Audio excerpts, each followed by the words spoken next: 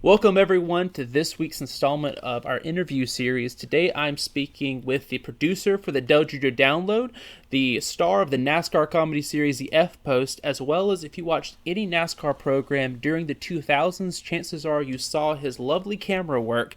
I'm talking, of course, about Matthew Dillner. Matthew, how are you doing? How are you doing, man? Wow, hearing the F Post get brought up.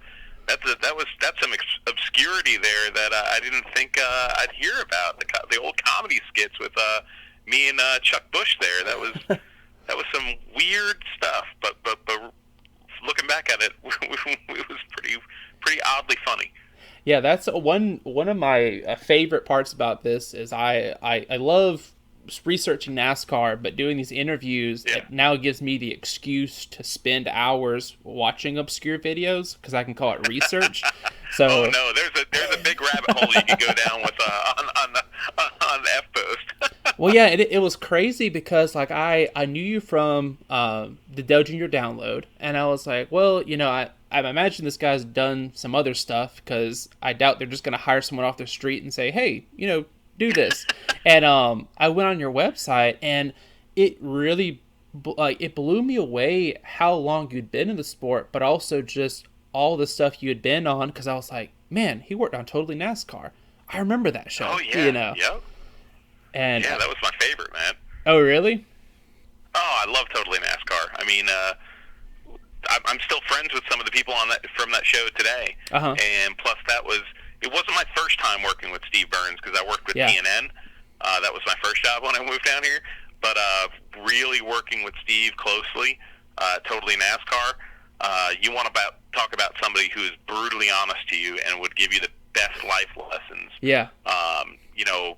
Super, super cool teammate, but also, when you needed to be, put in check, Steve will put you in check. Mm-hmm. And I love him. I miss him so much. Yeah, he's one of those people that just from a fan standpoint, I'm like, that's the guy you probably have a conversation with, and you walk away like a better person, appreciating NASCAR better. Just think of the people that went through there, though. Totally NASCAR. You had Ryan McGee, who's now does so much with ESPN, and he was producer there. Chris Devoda. I got to meet her as a local news reporter in Kentucky. Wow. And a guy named Gary Johnson had worked with her, and he had got her set up with an interview, and I met her early on in her local reporting career, and then she came over to Totally NASCAR, and like her and I were like like road partners, she was my reporter and I was her shooter, and she was learning the business and learning racing, and her first year was just incredible. And you want to talk about somebody that deserves everything she's gotten. She didn't know racing when she came in, and she studied her butt off. Trust me, we would try to get her out partying and all this stuff at night, and there's a lot of times that she'd be like, no, I got to go to my hotel and study, and I always have a lot of respect for Krista because she's a good Midwest girl, level-headed, simple, kind, but on the work ethic side, that's what I always tell people about her when they ask, is her work ethic and learning the sport was incredible. Yeah, it's cool because a lot of the people that follow my page, I've learned that they kind of fall into almost like a 12 to maybe 16-year-old demographic or whatever. So that's cool. For me, I got the chance to talk to David Stribby, and I was talking about how I first learned about him through NBS 24/7, and I was like, every Monday night I would come home. And I was like, you had almost like this reality show. And then I got to watch Inside, Nextel Cup or Sprint Cup or whatever, and hear, I think Steve Burns was the host of that, and he had Waltrip on there. And I was like, people nowadays, they're so used to, if you want to get to know, Dell Jr. or whatever, you can just go on his website, his Twitter, his YouTube, whatever. But back then, like, if I wanted to learn NASCAR news, I'd either wait for my NASCAR scene to show up on Wednesday, or I had to tune in, Totally NASCAR at 5 o'clock. And I'm like, people don't know how well they have it now, to where if I want to learn anything about anyone, I can just go right now, either Google it, or I can head to their Twitter and I can be like, oh yeah, this is so and so's favorite band. Nice. Yeah, the information, the way we ingest content, ingest information has changed so much. You look at it. When I went in, man, I should be a dinosaur right now. Mm-hmm. But when I came in, it was like all tape, and things were just so different. And now, the digital platforms, with social media and the way people are ingesting content and streaming. Mm-hmm. It's unbelievable how much the game's changed, but it's awesome to learn stuff and keep up on it. That's like my thing, man. I don't like to, if you stop learning, you die. Yeah. And I've always kind of said that, and that's what's fun about it. I don't care whether you're 16 like I was starting in the business, mm-hmm. like a sponge learning. Or you're as old as I am now, and I'm still learning every day. So building off of entering into the sport, do you have a moment that switch went off where racing went from a sport that you love to watch to something that you wanted to just immerse yourself in and be a part of and have a career in? Yeah, it's a good question. I know I started working in the sport as a real young kid, mm-hmm. And I didn't have aspirations to work in racing.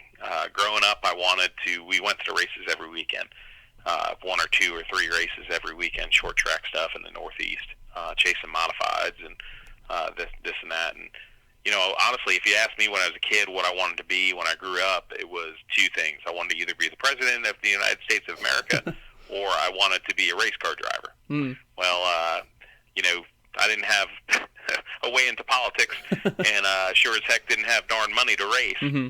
Growing up, my dad worked on roofs and gutters, and my mom, drove a school bus and then did some retail work too. So we were really middle class. So I didn't have a way to race. I didn't have a way in the sport like I wanted to, and my brother and I kind of both took the same kind of approach where it was like, well, we can make a career in our sports, mm-hmm. Even without the money to race. So, I didn't have the mechanical, I wasn't mechanically inclined, so I knew I wasn't going to be good working on them. So we got into the media side of it, and it just took off. I mean, it started when I was 16, just as kind of like a gopher, mm-hmm. and learning and basically worked almost like full time, my senior year of high school, and throughout all of college, just to do that and for nothing, mm-hmm. Not for pay, and but it was it was real life school, and it was a pretty interesting journey. That's awesome.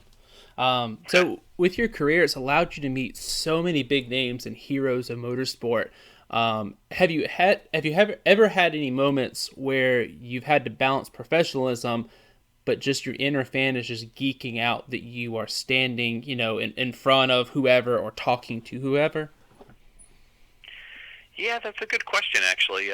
Usually with race car drivers, I've never felt that way. Mm-hmm. Yeah, sure, the first time I went into Daytona and I saw Richard Petty and Speedweeks walking with a long coat, or saw, I get it. Mm-hmm. I get how, that feels, because I can't sit here and say that when I saw Smokey Yunick in the garage for the first time, yeah, that I wasn't like, whoa, man, that's Smokey Yunick. But I don't know, I grew up around racers, so I just really didn't wow me. Maybe it was like, okay, in the late 90s, maybe 2000, I remember going to the banquet. Well, I didn't go to the banquet in New York, but I went to all the parties. Mm-hmm. And and we were at the China Club, I believe, and Jeff Gordon had a party there, and I remember, yeah, Jeff Gordon's right there, yeah, whatever, I was kind of started working the sport, but he's a race car driver. I grew up around race car drivers. They were my friends. Mm-hmm. But then James Hetfield from Metallica walked in, and I instantly became a dork. I became fanboy, and I was like, I gotta go meet James Hetfield. And it turns out he actually liked hunting and loved TNN, so he knew about our show. And oh, wow. So I thought it was pretty cool. But when it comes to race car drivers, man, I typically don't get too geeked out. Mm-hmm. Yeah, because I've just, as a fan of the Dell Junior download and all, I know, growing up, there's so many people I was like, man, I'd love to meet. And I had this really embarrassing story of, I was a huge Waltrip fan. So the first time I met him, I was like Michael standing. or Daryl? Michael. We had like a Okay. local Napa Auto Parts and all. So we were just diehard DEI fans. And I was standing in line to meet him. And my wife, then girlfriend, was like, "Are you crying?" And I was like, "No, I'm tearing up a little." I was like, you just don't understand." And so I'm sitting there and I just give this like awkward, like, "Hey, it's so nice to meet you." And afterwards I was like, God, I came across as that weirdo that was on one of the Napa commercials years ago that brings like the diecast he's crushed. But luckily I was able to redeem myself, and I think a year or two later I met Michael and I got to tell him about how it was through him that I got into like studying communications and wanting to pursue like interviewing people and getting into the Oh, media. nice. So it was really cool to go from the weirdo that's like, "Hey, Mr. Michael," to the guy that's like, "Hey, you made me want to pursue marketing and communications and all." So Yeah. it was cool. But Well, I'm sure that was also nice to hear from him. yeah, Anytime somebody tells you you're an influence, hey, that's a great feeling. mm-hmm. So a lot of viewers like myself have really been enjoying the Lost Speedways series on Peacock. How did you first get interested in tracking down these old tracks, and how did this passion project of you and Dale's turn into a television show? Oh man, it's been a long journey to get there. I lost my home track when I was a kid. And this is something that I wear on my sleeve. I lost Islip Speedway when I was a young kid, and it's the emotion of losing a speedway when you're young. You don't understand it. You're just emotional, or you're upset, or you cried. But you don't realize the ripple in the pond it can have later in life, Mm-hmm. and that's what happened to me. It kind of really birthed a love of history and nostalgia for me that influenced a lot of different areas of my life, Mm-hmm. from family to work and career, obviously. And then it was later on in life I had went to Metrolina Speedway, and then getting to see Metrolina shuttered. And a few years later, in the early 2000s, Mm-hmm. it just hit me deep. And I started being interested in that, and abandoned places, and there's just such an emotional feel to them. It's Mm-hmm. ridiculous. It's undescribable until you actually do it. And that's what we're hoping to convey on the show. But Yeah. fast forward a few years later, man, I started doing this Lost Speedways project on the internet, on Facebook, and some social media and a little website, and that developed into a calendar. And it was just a mom and pop effort, really. It was just me, and then me and my wife, and some friends. I got together. I got a good friend in Indiana and one in Canada that we're kind of like OG, like Lost Speedways, like we're like nerds, where we like to map the. Man, it's really not nice that I call my friends nerds, but we are. We love to map tracks on them. Mm-hmm. We have a map, a shared map, and so check this out. So we're doing these calendars, and Dale loved the calendars, man. So I'm like, "Oh, I'll get you some," and this and that. And he's like, "Oh man, he was following me on social and Yeah. kept on saying how much he loved the deal that I was doing." And then we found out that we were both doing the same exact hobby. Like he had a map too. They were like, "No way." And we became closer friends, texting each other and things like that. And what do you know? I got let go by NASCAR.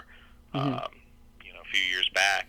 I was doing a show, Garage Cam, and doing camera work for them and whatnot. And I got let go, and that was a really tough time, and real tough time. Mm-hmm. And Dale and Mike Davis were the first people to reach out and offer me a job, and I'm forever grateful for that. But now, even fast forward 3 years later, now wait a minute, hold on. Not just did they offer me a job, Dale's the engine that's driving this deal with Lost Speedways. I'm whoever's had the idea first, the chicken, their egg, whatever. Mm-hmm. Who cares? This is a big old team effort here, and the fact that we're able to do the show is like a dream of mine, a dream of ours, and it's kind of shocking that it happened, and unbelievable that it's going on right now, and I don't know, I'm super grateful because I'm a big fan of Loyalty, and Dale and Mike and Amy and Kelly here, JRM. They're just, the family is just good people, and a lot of people love the Earnhardts. When you work with them, you start to realize there's certain traits about them that are just as good as advertised, and Loyalty is one of them.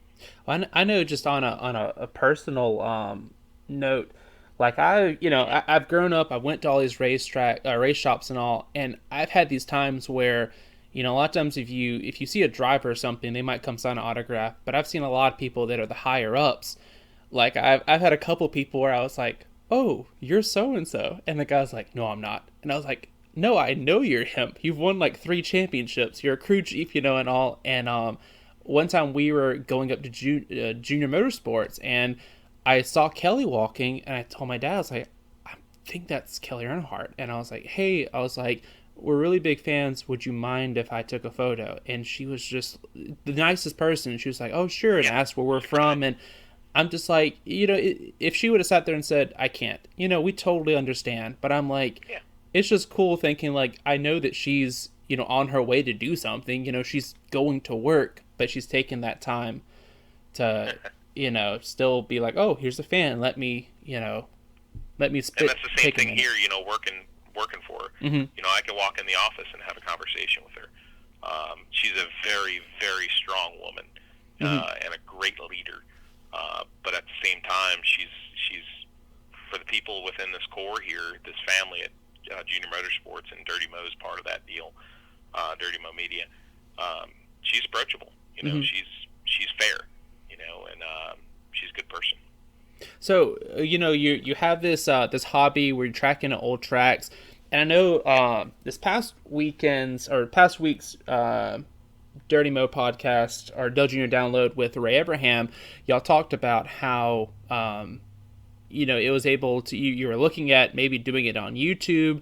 I don't know how how deep you can get into it or whatever, or discuss it, but is that something that it's something where Junior takes that idea to Peacock, or Peacock goes out and says, "Hey, Junior, you're pretty cool. You have any TV ideas?" Or well, there was interest in doing a show. What I can say is there was interest in doing a show with Dale Jr. Okay. And this wasn't necessarily what maybe was wanted. Okay. And Dale was very adamant of this is the show I want to do. Yeah. And because he has a legitimate passion for it. It's not. Yeah. It's not fake. And he wanted to do it, and he pushed for it, and he championed it, and he also championed me. You got to understand, I'm an underdog, dude. I'm not a chisel chin, good looking. I'm definitely a face for radio. But Dale recognized the passion and the knowledge and the want to. Dale and Mike did, and I'm thankful for that. So they really pushed for the show and made it happen. And to have Peacock, this new network, launch out with a racing history show is unbelievable. Never thought that would happen, and I think they also saw when we, really introduced the concept. I think they looked at it as a racing show. Yeah. And honestly, it's about motorsports venues, right? But the show is so much deeper than that, and I've always known this, and I've always thought this, that it's deeper than motorsports. It's about places, that you've been that are special to you. Yeah. It draws you in emotionally. It's very much cultural. When we're talking about these places being fabrics of the community and the people that went there, and it's all part of the fabric of American culture. Motorsports, especially grassroots motorsports, is such a huge part of that, and that's the sort of stuff that you could watch our show and not even be a racing fan, and think it's cool.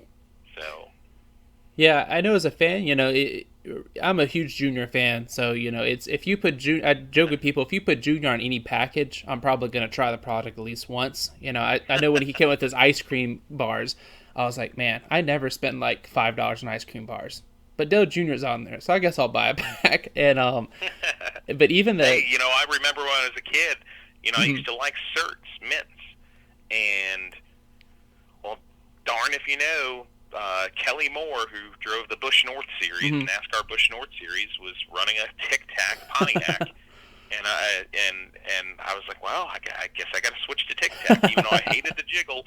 That it would Yeah. like make that noise in your pocket, all those little Tic Tacs, and everybody knew you had them. But heck, Kelly Moore switched to Tic Tac, same thing, man. Yeah, and I know like my wife before we got together, she really never watched NASCAR, and she's been to a couple of races. She's not by any means a diehard fan, but I know even for her, she's a history major. So we live near Charleston, South Carolina, so she can spend a whole day walking down there and talking about how almost street by street why it's important to the history of the Yeah. town or whatever. And when I showed her the show, No, Charleston has an incredible history. yeah, we sat there watching the show, and she was like, this is really cool, because it's not just well, if you love NASCAR or if you love Dale Jr. like this show, it's no, if you just love the idea of storytelling, and history and like seeing things come alive. And I think y'all captured it really, really well on the show. Thank you. Well, there's an imagination there. Hmm. There's definitely a degree of imagination, and from the first times that I've gone and visited Lost Speedways, it clicked with me. Heck, I'll go to a abandoned, place. Heck, I went to the old Tiger Stadium Hmm. in Detroit, and there's still one little like pillar of an entry there, and the base path is still there, and you can stand there quietly, and you swear you can, just imagine yourself, Hmm. smelling the popcorn and the peanuts and the crack of the bat, there, and it's just all part of the imagination you have as a kid that's still inside every one of us, Yeah. and going to a Lost Speedway, you sense that, whether it's a modern facility like a new Asheville we went to this year, they only closed in the 90s, Hmm. late 90s, or a place like Jungle Park, that the history dates back into the 20s and 30s, Hmm. and they all have this sort of mystique and feel, and the curiosity when you go there just overwhelms you. So, did you have a favorite episode that y'all filmed or favorite track y'all visited? I think I've been asked that. Like, that's probably the most frequently asked Hmm. question. So I should really have a well-developed answer. And I just keep on going back and forth Hmm. because I got so deep into research that it was hard for me to not really fall in love with Jungle Park and Hinchliffe, Hmm. just because of the unique nature of those not being stock car tracks, being midget or big car, which predated Indy cars, history, and like I said, the 30s, the 40s, the 50s, and the characters back then. The some of the drivers that would come from World War II when racing came back to the States, and they were just had such this daredevil, devil may care bravado to them. This nature that you just don't see in racers or athletes these days, because they had just come home from war, Hmm. and they wanted that thrill, that adrenaline rush. So learning that stuff really kind of trumped the location Uh-huh. as well. This one was my favorite because of this physical attribute. Yeah.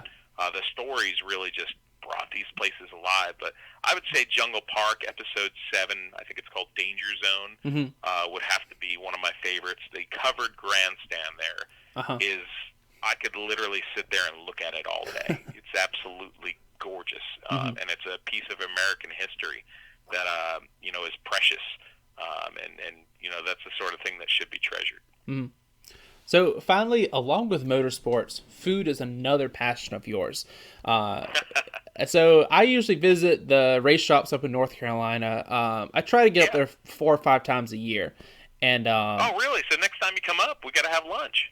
man, I see. I was talking about geeking out earlier. I'm about to start geeking out now, being like, I'm going to tell Oh, my hey, wife. listen. I started in this sport and wasn't working in Cup and whatnot, and I know how it seems like people just because they have a job in Cup Yeah. or in big time ranks in NASCAR that they're but honestly we're all the same people. We all came from somewhere. Mm-hmm. We're all created equal, and heck yeah, man. You come in town or whatever, look me up. We'll have some lunch or whatever. I'm really good at eating. I'm round as a shape. I am definitely shapely, and I love to eat. So now, with that said, we usually come up there, and we usually hit up like juniors, like one of the first ones. So we end up eating lunch around there, but we always just end up at some fast food chain. Like last time we were up there, we ended up at Cookout. Well, that's not a bad fast food chain. It's not a bad place, but looking at your knowledge and your passion for food, what's a good place in the Mooresville area? Like, what's the go-to place that if you're stopping by, you gotta go there and eat? Oh, wow. Downtown Mooresville has some really beautiful places, but some of the places I like are, believe it or not, strip mall finds. Oh, really? And, so one of them is called, what is it? It's the Burrito, Burrito Loco is the name of it. So, like the crazy burrito. And you just drive by from the outside and be like, no, it is fantastic. There's also a strip mall that has a place called Joe Fish in it, and that's an excellent place to go. And if you're a racing person and you're up in Mooresville and you don't go to Lancaster's Barbecue, Lord, there's something wrong with you. Because if you want to go somewhere and have some good barbecue, good Carolina old-fashioned style barbecue, and see some incredible racing history up on the walls, up in the ceilings, everywhere, in the bathroom, Lancaster's is definitely your place to go around here. So if you haven't been there, that's where we're going when you come up here, man. Man, that's awesome. We because growing up, we didn't really have any. You think in South Carolina you'd have a lot of NASCAR stuff, but you don't really. You have your random Zaxby's with an Earnhardt photo in there, and so just the level of how Charlotte was when we first came up there. John West Townley photo. Oh yeah, I've never seen him in there, oddly enough. But yeah, we came up to the Wendy's because back in '02. That was like one of the few things near the racetrack. A lot of that was open, and we went in there, and they got a bunch of the prototype paint schemes or whatever on the walls. And I remember they had this one table that had like Waltrip's car, Junior's car, and Steve Park's car. And as a 10-year-old, I was just freaking out, being like, they got the DEI table. And, like, my dad's like, oh, I guess this is a DEI table. And every time we went there, I was like, we got to go sit at the DEI table. That's awesome. Yeah, the food thing has always been a passion of mine. I got that from my grandmother. I used to have a, website that I really worked on, and an app and a social media platform, speedeats.com it was called. And then I'd ended up doing a franchise, a food franchise with NASCAR.com. And then they went a different direction, let's just say. And so food's still my passion. I'm just like, you don't have to do a website or do anything about it. You could just enjoy something. So every once in a while, you have to just enjoy something in life without making it part of your job. Well, usually at this point, whoever the guest is, I let them kind of pitch or plug whatever they need to plug or pitch. So now the floor is yours. Oh, that's great. Well, hey, if you're watching and you don't know about streaming, tweet me at Matthew Dillner. I'll walk you through it. Streaming is pretty cool. Our family switched a few years ago to save money from cable and satellite networks. But our show is called Lost Speedways, and Dale and I would sure appreciate it if you all watched it. It's on Peacock, which is NBC's new streaming platform. Brand new, got tons of content, tons of things on it, super cheap. Actually, right now it's for free. I don't know how long that'll last, but I paid for the whole year because they had an early bird special for like $29 for the year, and I thought that was pretty darn cheap. So, but a great new network to support, and the fact that, put it this way, I supported Tic Tacs because they sponsored Kelly Moore's Tic Tac Tic-Tac Pontiac. Well, I'm asking the same thing without sounding like an advertisement. For us, you got a network that really stepped out there and took a chance on us to make a motorsports history show. And I'm hoping that everybody that says I'd really like to see the old school stuff or the history, really goes out there and, I hate to say puts their money where their mouth is. Yeah. But, supports it, because we need it. If we want a season 2 or season 3 or season 8, it's not going to come without support of fans. And that's the truth with anything. If you have a TV show, a radio show, a podcast, whatever it is, if you don't have people listening or doing this and that or supporting it, you don't have anything. And so far, the social media reaction has been incredible for the show, and I'm stupid thankful for that. It's almost surreal, to be honest with you. Where the journey of life has taken me, and I'm super grateful for it, and don't take it for granted. And but yeah, thanks for the interview here too, buddy. And Brandon, well, I'll look forward to meeting you when you come up here, and hopefully we get rid of this COVID stuff soon, and we can go out and have a nice lunch. Sounds good.